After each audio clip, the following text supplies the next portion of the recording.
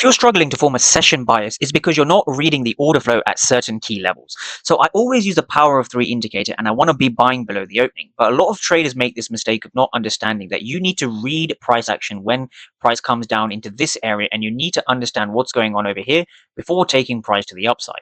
So if we take an example here live on the charts, what we've seen is we've seen a bearish point of interest or a bearish POI. This fair value gap has failed, and so price is broken above. So what we're looking for is we're looking for a retest in, and we need to understand what is going over here, what is going on in terms of the price action. Very important to understand.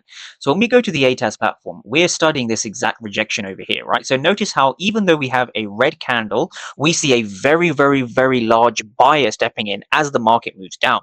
This is important to understand. In fact, when we read the order flow, we see 346 for 730. So they were double the amount of aggressive buyers as they were aggressive sellers.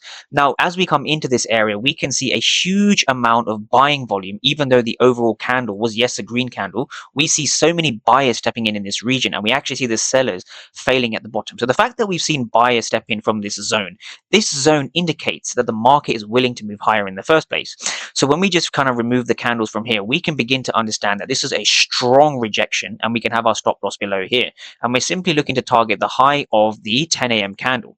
So the reason you're able to catch these trades like this is because you need to understand exactly what is going on between the buyers and the sellers.